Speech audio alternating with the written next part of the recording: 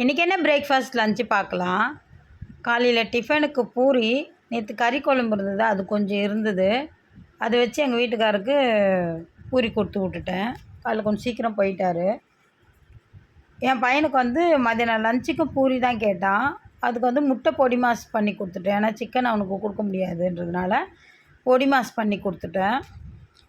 அதை வச்சு ஒரு பூரியும் காலையில் சாப்பிட்டு போயிட்டான். மத்தியானம் லஞ்சுக்கு வந்து ஒயிட் ரைஸ் வச்சேன். நான் சாப்பிட்ணுன்றதுனால ஸ்கூல் விட்டு வந்தானா அவனும் கொஞ்சம் ரைஸ் சாப்பிடுவான்.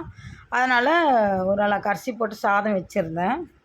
இது வந்து அந்த கறி கிரேவிலே பரட்டி அப்படியே சாப்பிட்டுக்கலான்னு சொல்லி பிளான் பண்ணி அப்படியே சாதம் வச்சுருந்தேன். இது வந்து என் பையனுக்கு பூரி பிச்சு போட்டு கொஞ்சம் முட்டை பொடி மாசு வச்சு அவனுக்கு வந்து ஸ்நாக்ஸ் வந்து கார சேவ் கொடுத்து விட்டுருந்தேன்.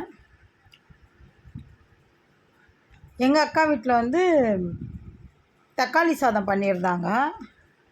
அப்புறம் மாம்பழம், ரொம்ப நாள் ஆச்சுங்க மாம்பழம் சாப்பிட்டு, சீசனே முடிஞ்சிடுச்சு. இது வந்து கிளிமுக்கு மாங்காய் தான், சூப்பராக இருந்தது, நல்லா தித்திப்பாக இருந்தது. இதெல்லாம் வச்சு தான் நாங்கள் இன்றைக்கி சாப்பிட்டோம். இது நான் சாப்பிட்டேன். இன்றைக்கி இதுதான் பிரேக்ஃபாஸ்ட் லஞ்சு.